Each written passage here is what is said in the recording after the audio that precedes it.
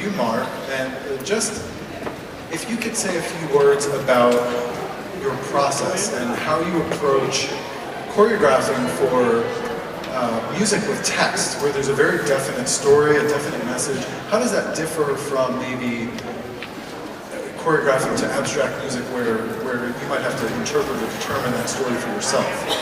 Sure. Thank you for the question. I find that ballets with narrative are more enjoyable for me. So I mean, I don't really claim to know how it all comes out of my head. I'm just the vessel for it to come out. So I really, in terms of telling a story, the poetry really tells you what's happening in each one of the vignettes, but also the music. Carl Orff's music is so organized and so structured that it's right in the score. It's right there. It tells you exactly what should be happening at every single moment. So what I did was I actually took the text and I translated it to English, and then I put them side by side with the sheet music, and I went, each verse building the movement phrases, and we started 2 years ago building the movement phrases that would then fit together into the dance portion of the show. Yeah, which is, in fact, I really didn't understand the entire text and the way that the poems that he chose until this year, when I was able to take the second half of the show and actually choreograph that. So the first half left me with all these questions about what was he trying to say? What did all of this mean to him? And as I started to put it together, I think I understand more what he was trying to get at with the poems that he chose. So I don't know if that answers the question. Thank you. So related to that, Ryan, as choral musicians and as vocal musicians, we are bound up in text all the time, and that's sort of what dictates a lot of what we do and how we interpret. So has your view or your interpretation of Carmina Burana evolved over time, especially in the 2 years since we first collaborated with Roxey Ballet? What is the scope of it? How has that evolution happened for you? Yeah, this collaboration, I think, has forever changed the way that I'll certainly prepare Carmina and probably a lot of other music. Carmina's score for singers is unusual. It's an outlier in that it has so many marks in it from the composer, articulation marks like staccato and tenuto, and various kinds of accents. And you can prepare those in an abstract way and try to get the chorus to render each one of those as a different articulation.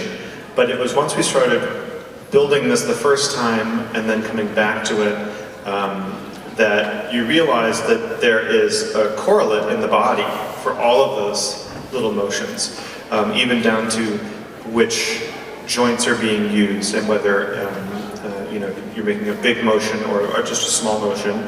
And the other thing that really struck me was in the score, again, only after really seeing bodies interpreted, was the gravity of up and down. And even in the last couple of days as we rehearsed this, I'm gradually starting to feel more and more where the big structural downbeats are. I mean, I know where they are, and the choruses are there, but to feel them more in an embodied way, as though you were planting your foot. And I think that the payoff, or the silver lining of thinking that way, is that hopefully it makes the singers more physical as they sing. Because as you noted, Carmina is chock full of text, probably more individual syllables required, even though it's only an hour long, than any other piece. And so to be able to put those into a pattern that evokes bodily movement really makes that text much more doable and much more exciting. we have a microphone available for audience? Does anybody in the audience have a question? Or you can just shout it out and I'll repeat it. Sally.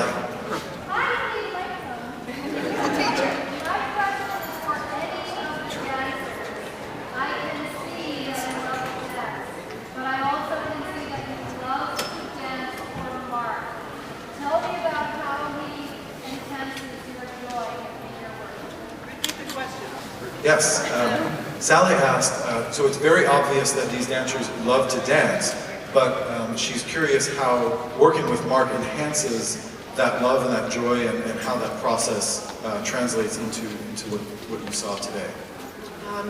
I would think that Mark kind of gives us the freedom to explore in the movie, especially with Carmina. So a lot of it was us being in the studio and wondering if things made more sense and more authentic. So just having that liberty to kind of emote with expiration on the song. Anybody else want to contribute?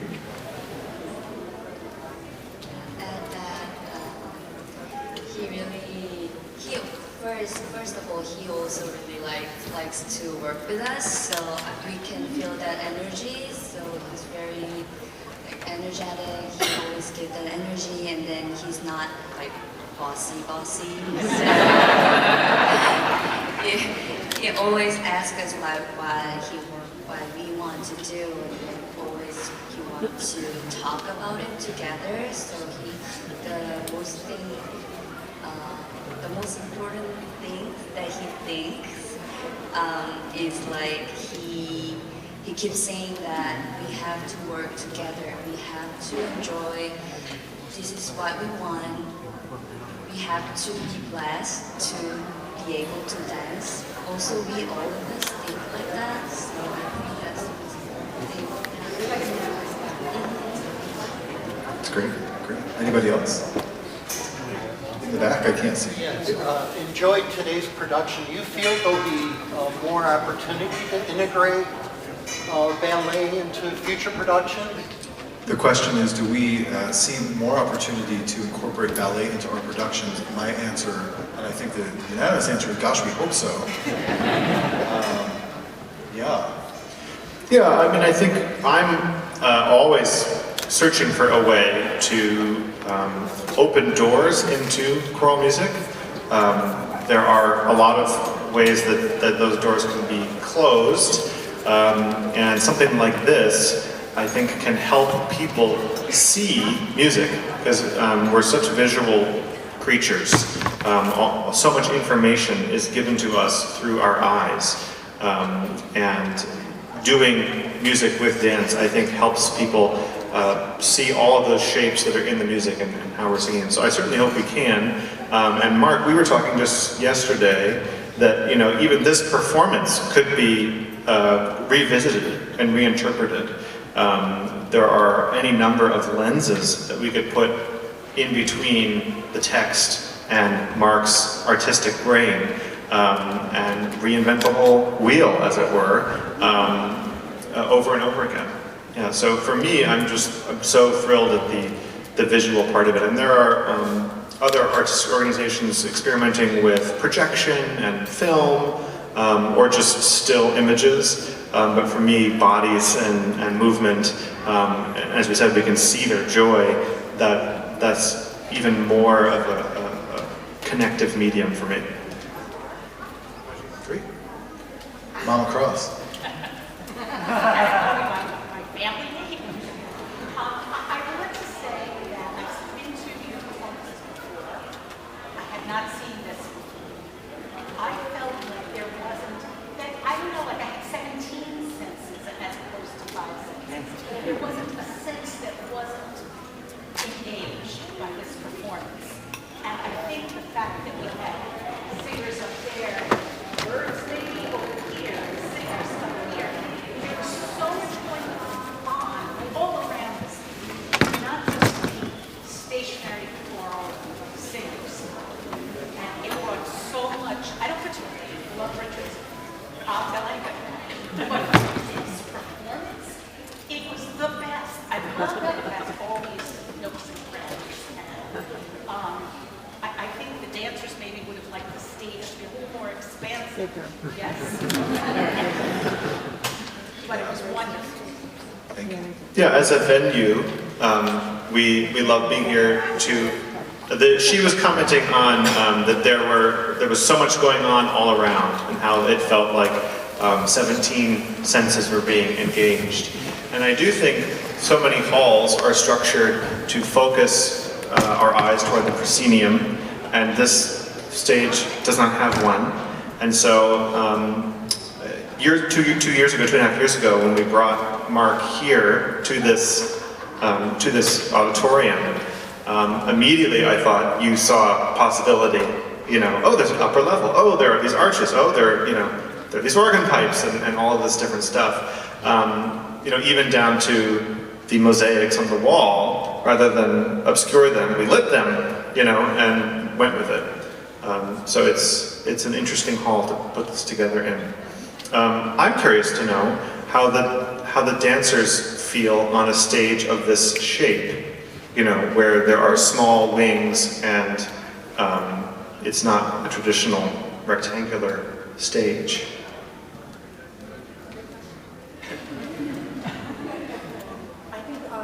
For this hall per se, it feels very intimate and not so vast that we can connect a lot quicker and a lot sooner.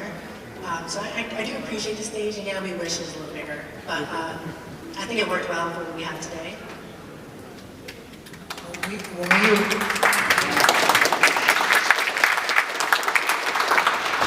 When we first set out to create the choreography, we actually, because in a lot of the choreography that you saw today, we already knew what the space was width-wise. As far as the depth is concerned, we were great for our rehearsal because all of the piano section and all of the instrumentation was not there. And we were like, yes, this is great. The dancers were flying, and then the pianos came into position, and they walked on the stage, and I'm like, we're gonna fall off the stage. And but you know, I reminded them that the space is, you know, the choreography is designed to go across and be expansive lengthwise, and so they did an amazing job. And the next time, we're going to try to do some choreography over the pianos. We're going to try to figure that out.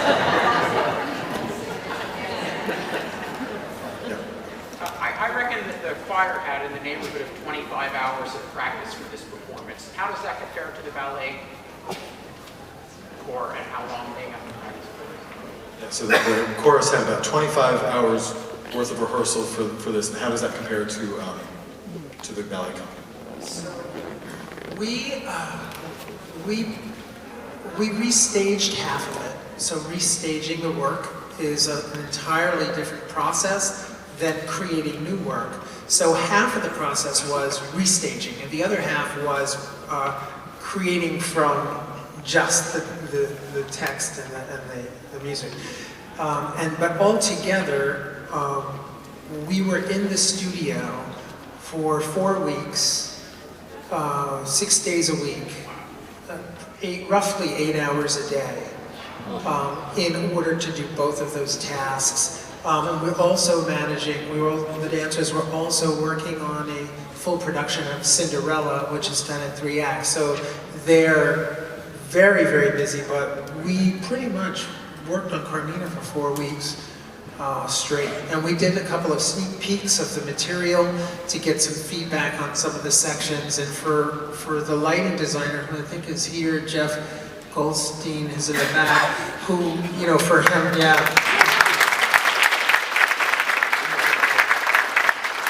In order to come into the theater with a relatively short amount of time, we needed to have the lighting cues sketched out and have a lot of the design elements sketched out, and as well the costumes. Most of the costumes were worked on in the first round, but we spent about 4 weeks. Alicia Warden is also here in the house somewhere, and she spent pretty much, her team spent 4 weeks building the remainder of the costumes as well. So I hope that answered your question.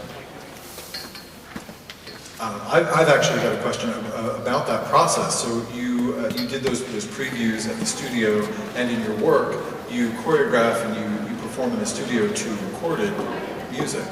And so maybe you or the dancers could comment on how the process is different doing that versus being with live music, which there isn't much of an opportunity to do in our daily work. So how does the experience change when the music is live and tempos are maybe a hair slower, a hair faster? Who knows?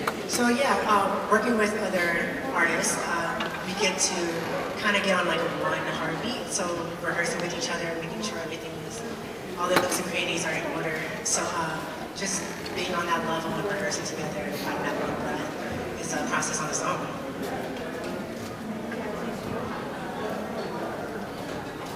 I'll say that, but to your point, the nook of your question is really the dancers. What most people don't realize when they watch dancers perform is if they're rehearsed to a recording, they know that music very, very well. They know where it's going to be, what the time is. There's no coffee involved. So they are so precise when it's recorded music. And what happens is when you're doing both, the body responds very, very differently. The muscles, like if they're up in an arabesque or up on their demi-points and holding a position, as you saw in section 20, Naria was, doing these beautiful développés, and yet she has to balance.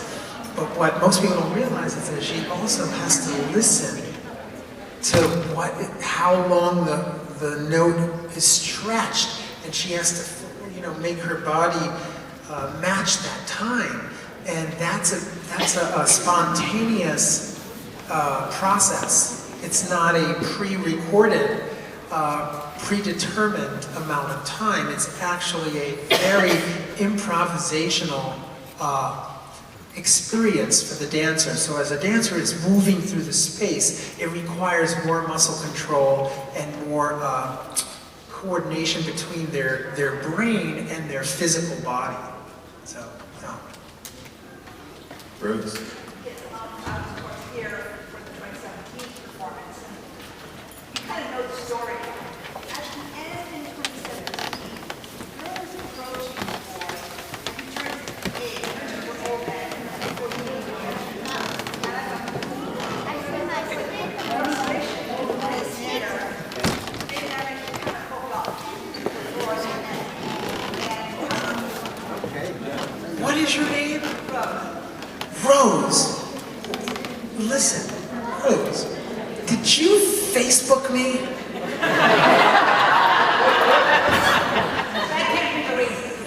Ladies and gentlemen, Rose Facebooked me a message, and she said, Mark, we knew each other for years. She's like, Mark, why did you choose to do, you left me so frustrated. That's what I got. I said, I cannot do this to the lady, and I knew she was coming because of the way the message came out. So I said, I told the dancers, I came into the studio, I said, we have to change the ending of this. And they had no idea that it was Rose. I don't even know Rose. I've never met Rose. This is not stage. Rose is here. Guys, give Rose, she's a choreographic leader.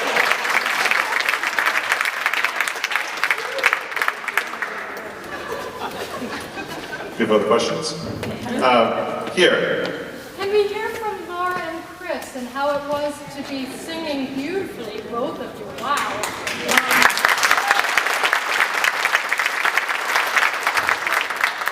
Singing with this activity around and about you.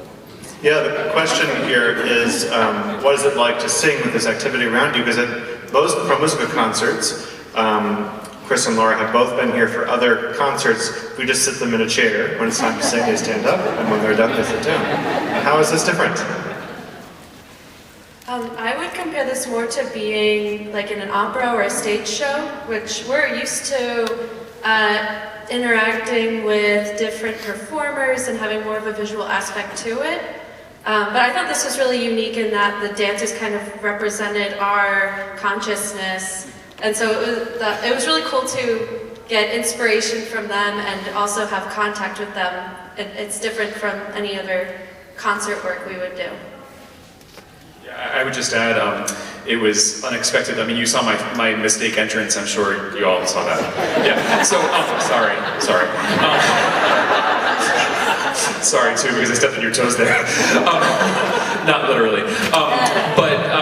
No, this piece, I really don't like singing this piece, and this made it a lot more enjoyable for me.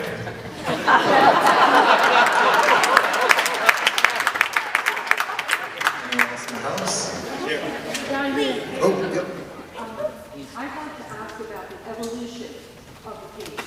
My understanding is that it's a selection of songs that comes from, is that correct? Yes. What I'd like to know is what insight you might bring to how the cohort decided what pieces they wanted to integrate. And so I'm interested in the evolution of the music and how it came to be the way it is now. That's question number one. Question number two. My understanding is originally this music was performed only by men. Is that correct? This piece, I don't think was restricted to just men. It's because it's just not that old. It's from the 1930s, and so I believe it was premiered by something like the Bavarian State Opera or an opera house where there would have been women singing too. Yeah. Yeah, so the evolution of the piece is, as I said, it's from the 1930s, but its subject matter, the texts that generated the piece are very old, they're 13th century, and they were created in the 13th century by monks who had been defrocked for whatever reason, and wandered around Western Europe in bands, trying to make a living, usually barely scraping together a living by entertaining people at court and gambling in taverns. And so they had learned poetry and literature, and they were very learned and clever, and that's how they entertained themselves and made money, was by writing all this funny poetry that's rife with subtext and poking fun at a lot of things in the Middle Ages. And it was collected into a book, and Orff just found that book at a secondhand bookshop and flipped through it and immediately was interested in the poems, and this notion of the wheel of fortune really intrigued him, and he worked with a man named Michael Hoffman to determine which poems they were going to set to music.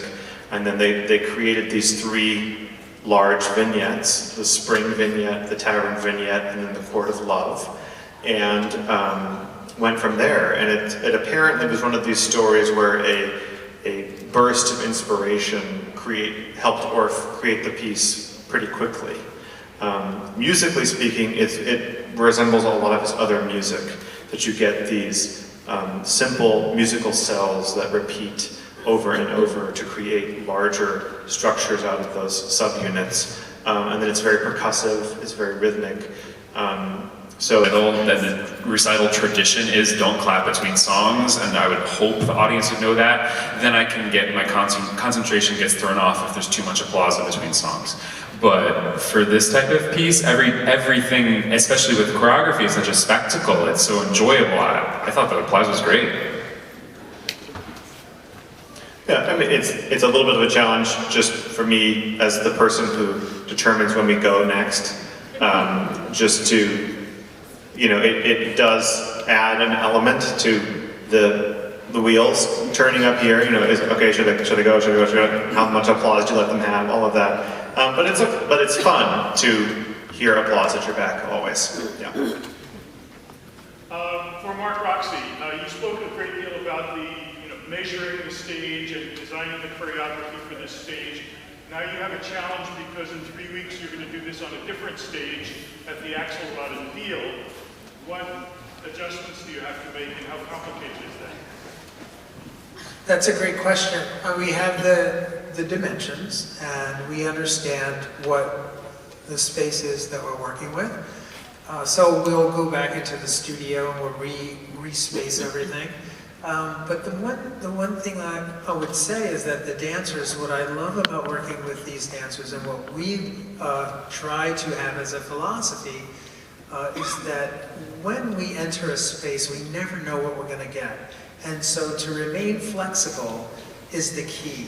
The key for this company is that we always remain flexible. We're always looking for ways through that flexibility to enhance the performance. And we talked a little bit about the angel of misfortune and the angel of fortune being placed up into the balcony areas, and that was out of that flexibility, the need to create more space. So I think whenever you do that, you find opportunity, and the dancers know that about me. So it's not uncommon for me at the very last minute to say, hey, when you were on center stage, can you go up there and do that up there? And then, really? So we do that. We are always being flexible is pretty much the key to being a performer, and more so just to function in this world. Kenny. Oh, yeah, Mary. Oh, yeah. Over here, there's a woman over here. Okay, one more. Yep. In the back, yes. Me? Way back here Yep. or over there? No, you. Okay. So this is a totally different question in a way because we don't maybe have a representative here who could answer it, but I'm curious about the instrumentation. I don't know whether this was written for a much larger orchestra by Orff and how you had to modify or accommodate the stage size in order to do it, or if it was written for exactly this group. I would doubt that, but I'm curious It about was written, the question is this instrumentation how the piece was conceived? And the answer is no and yes. So Orff wrote it for a massive orchestra with 2 pianos, all of this percussion, and then triple winds, 3 flutes, 3 oboes, English horn, tuba, I think 8 other pieces of brass, strings, the whole kit and caboodle. And I have performed it that way, and it was a case of barely fitting all the bodies into the space, and that was with no dance. We had to take a few rows out just to expand the orchestra. So Orff, I presume, seeing that not everybody can fit or afford an orchestra of that size, created what you heard today, which is a version for 2 pianos and all of the same percussion.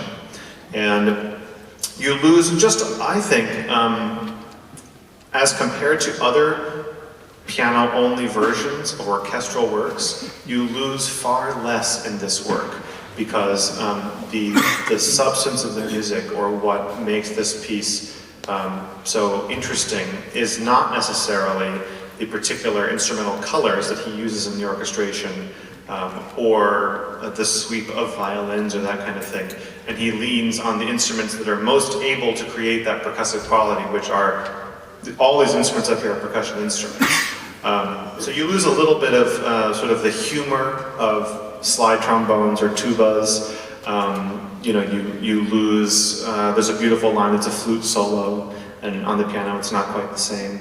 But the essence, he was able to translate into this version. And it's also, it's not always the case that the composer himself or herself does the translation into a smaller ensemble, but in this case, Orff did do it himself. So everything you heard today was from Orff's hand.